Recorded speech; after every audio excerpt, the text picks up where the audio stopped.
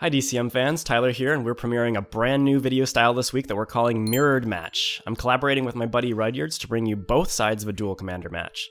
This way you can really see what each of us is thinking as far as lines of play, what we're playing around, what we're hoping to draw, and so on. If you like the concept and or have any suggestions for making it better, please let us know in the comments. For my part, I'm running Braids Cabal Minion, the ultimate griefer commander who is even banned in multiplayer EDH due to the high levels of salt she creates. She's a lot more fair in Duel though, and honestly a lot weaker even than you might think. And Rudyards is piloting Selvala, Heart of the Wilds, which is one of the decks he's most experienced with. This deck is capable of generating stupid amounts of mana extremely fast and doing broken things with it. I'm going to start with my perspective and then switch to Rudyards for each game in the match. Let's get this show on the road.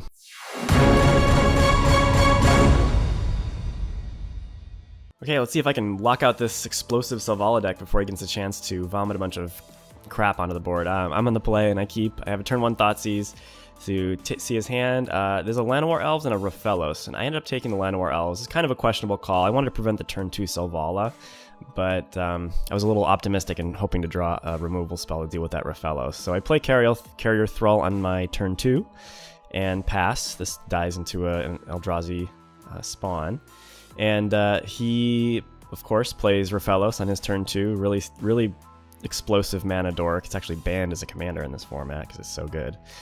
Passes back to me. I sadly do not draw land, but I draw him to Turok, which is also a very strong card. So see that he discarded 2 lands, so that could be good. He's actually missing his land drop now, but he is able to play 2 more mana sources in Birds of Paradise and Selvala. So I draw a Dark Ritual, not ideal, but at least it gets Braids onto the board. He sacks his birds, then he taps 4 for a Polukranos, the World Eater. So this is a really scary card with a lot of mana. It's going to draw him a card off Selvala because it's the highest power creature entering the battlefield. So now he's able to he actually draws a land, so he's able to make 5 more mana to play Surrak. So that turn ended up being really strong for him.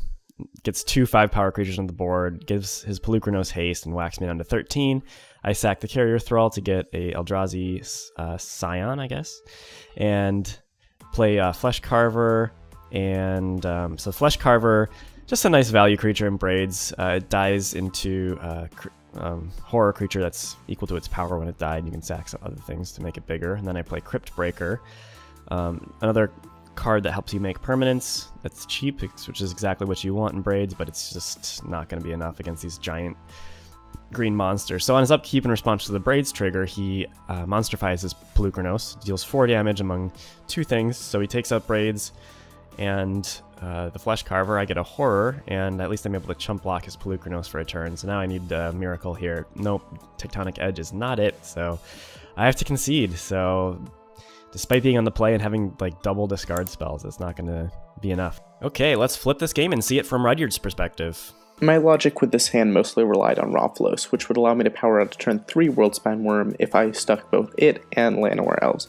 Rofellos is probably the most powerful card in the deck, but I get hit with the turn 1 Thoughtseize, which is just how it goes. He takes the Elves instead of Rofellos, which to me signaled he wanted to rush me down here. Luckily, his follow-up threat was a Carrier Thrall and didn't have a kill spell for Rofellos.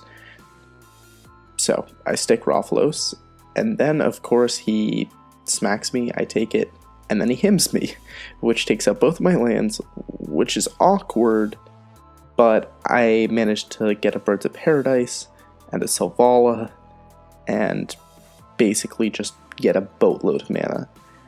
He Dark Rituals into a Braids, and I cash out my birds to survive, which then means I get to chain 1 threat into another. The cantrip finding me an additional land, which makes this turn way less awkward than it needs to be. Give Polukranos haste and swing in.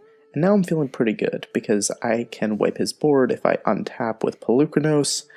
There's not a lot in his deck other than a board wipe that can slow me down. So I power up Polukranos, get a bunch of mana, dump it all into him, choose to take out the Flesh Carver and Braids, I think? Yeah, Flesh Carver and Braids. I forget that he gets a chump blocker, but anyway, he has 1 out, which is Deluge, which I think he runs in his deck, and I rush him down. He untaps, draws, and scoops up. Okay, Tyler here again. Let's see if Braids can mount a comeback for game 2. I see a really awesome hand. I have a turn 1 Lightning Greaves into turn 2 Relentless Dead and turn 3 Braids, assuming everything goes well. So my creatures are going to have haste, Braids is going to be untargetable, and everything should be great as long as he doesn't play anything too explosive, which is a lot to ask against this deck. One thing my hand is lacking is any sort of interaction with his board. So I play this Relentless Dead on turn 2. It's a pretty nice value card. It gets in there pretty nice with Menace, and then you can sack it on upkeep to get it back. He plays Priest of Titania on his turn 2, so this is going to be very problematic for me, potentially, because it makes at least 2 mana with Selvala out. So I play my turn 3 Braids right on schedule, give it haste with the Lightning Greaves, and whack him for 4. Puts him to 14. He has to sack a forest on his upkeep, so he has barely just enough mana to play the Selvala out. He was kind of lucky, not really lucky, but he was able to get another mana dork the previous turn. So the best I can do is whack him for 2 here. I don't have really any interaction anymore, and now this is starting to look pretty bad. He has a Prowling Serpapard that he can play, which is a high power creature, pretty cheap, and still have a green mana source left over. So now he's able to make 4 mana with Selvala. He plays Wirewood Symbiote, and now I'm feeling it slip away already on like turn 3 or whatever.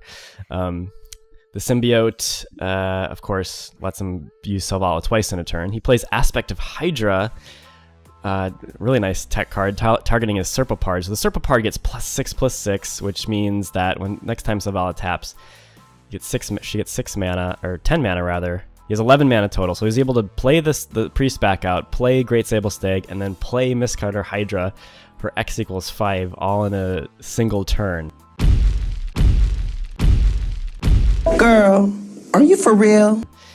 So, yikes. Yeah, that was a good turn. He attacks with the Hydra. I chump block with Braids, because I really don't have anything else going on. Then I get the Drownyard Temple back at the end of his turn. Now I'm drawing too many lands here. The best I can do is replay Braids, but I feel like I'm really a long shot to win at this point. My plan is to block his Mistcutter Hydra with Relentless Dead, and then sack him, or pay the black to get him back. All right, he starts to go off with Selvala. He is able to make 11 mana, so he replays the Priest of Titania, and then Womp, Craterhoof Behemoth. Big Nasty himself comes down, and yeah, that's all she wrote. There's no way I can even survive the turn, so I scoop it up. All right, now let's flip it and see how it went for Rudyards. So this game 2, I'm kind of concerned because I'm on the play, which is really harsh in this matchup, since the way I lose here is being out-tempoed. My first hand is absolutely unkeepable. It has 1 land, no mana dorks, obvious mulligan. But the second one's really promising.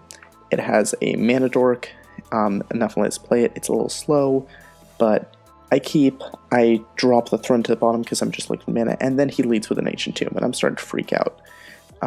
Because the turn 3 Braids is really hard to beat here, and then he gets an Urborg, so he has color fixing, and a threat, so I'm already on the back foot, and I'm on behind. I managed to stick my Priest of Titania, but I'm starting to get really concerned here as he goes for the turn 3 Braids. If he has a single kill spell to remove my dork, I basically can't win this game. I sacrifice a land and tap out to play a Selvala. She'll at least protect me from the Braids beatdown, assuming she doesn't die. Drownyard Temple gets sacked, the board gets developed a little bit more, and although I take damage, neither of my creatures are killed. This means I can go off. I go for the Serpapod, I cantrip, and the cantrip finds me a Wirewood Symbiote, and that's actually the thing that basically wins me this game. I still can lose to a Damnation here, but I can generate a boatload of mana with Aspect of Hydra, and untapping Selvala to play out my entire hand, and I have plenty of disposable permanents for Braids, and a Craterhoof to follow up next turn. So really, all I need is no board wipe.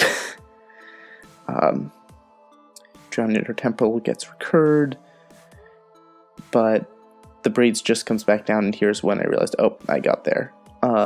This was a massive comeback that I really wasn't anticipating, but I managed to do what Elves does best and wrap up this really tight series with a Craterhoof for a kajillion damage. That's it, pretty quick games. I got smoked pretty bad in both, but if I had drawn a single removal spell in either match, it would have played out quite a bit differently, I think. Let me know what you think of this video format, either in the comments below or in the poll popping up to your right. And don't forget to subscribe to the channel if you haven't already. I post 1v1 Commander content every week, so you don't want to miss any of that action. Thanks for watching.